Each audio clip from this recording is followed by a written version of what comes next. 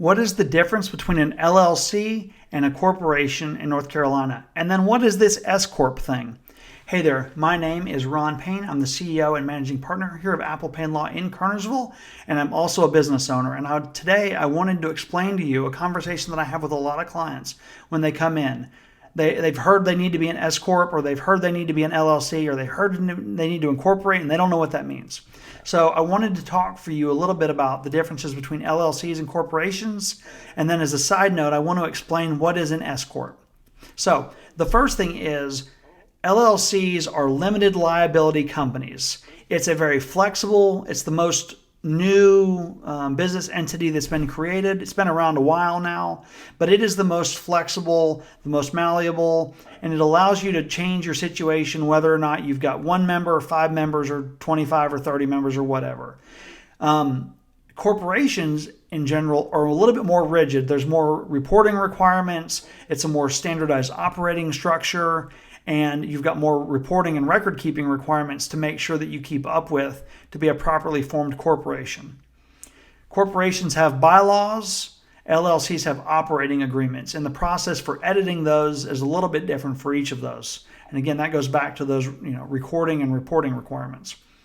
The next thing is taxes are the huge difference between. So LLCs they just have more options. As an LLC, if you're a single member LLC, meaning you're the only owner, partner, person in the company, right? You might have employees, but you're the only owner of the company. Then you can choose between sole proprietorship, which means if you don't elect anything, the IRS will just pretend that you're a sole proprietorship. Not ideal.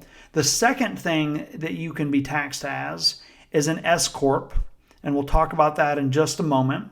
And then the third option you can choose is C-Corporation tax status, and that's where you're taxed as a corporation. That's not usually the way folks want to do it because that involves double taxation, corporate taxation and personal taxation. And so that's not usually the choice you would choose. And then the fourth method is partnership taxation. Partnership taxation and S-Corp taxation both involve what we call pass-through taxation, and it passes from your entity. So the partnership doesn't pay taxes and S-Corp doesn't pay taxes. Those taxes are passed through to your personal tax return. If you're a multi-member LLC, then those ownership or then the taxations for your LLC is going to be partnership or corporation or S-Corp. You don't have sole proprietorship taxation option if in fact you are a multi-member, because you can't do sole proprietorship when it's not sole anymore, right? The next big difference is LLCs are owned by members and corporations are owned by shareholders. Shareholders are going to have a board of directors based on who the shareholders are, and owners of an LLC are just going to be the members, and they designate a manager to handle the day-to-day affairs, much in the same way that a corporation would designate officers of the company to handle the affairs.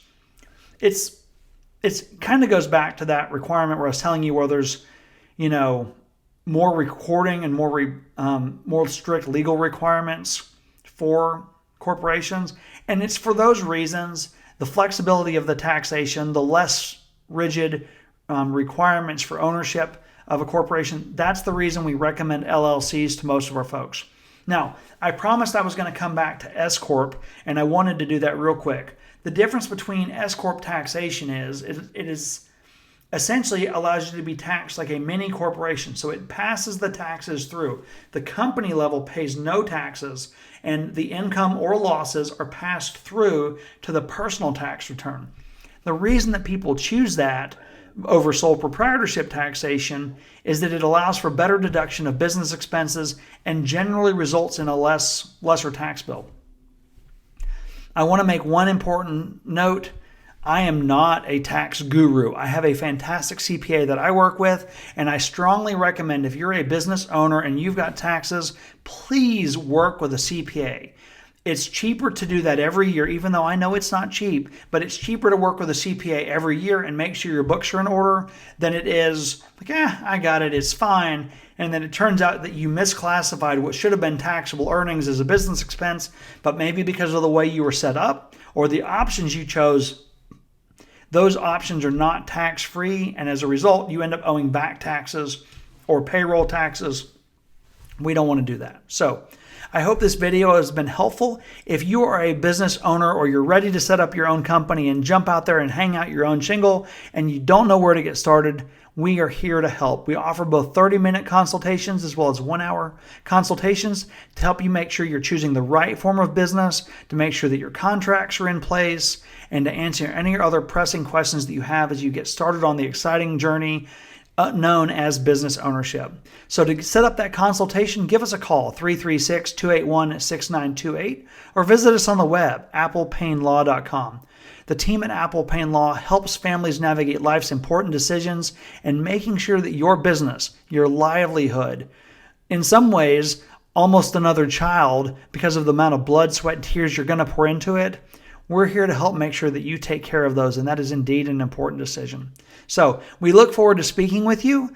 Like and subscribe here on YouTube for friendly and helpful legal content. And until next time, take care and have a great day.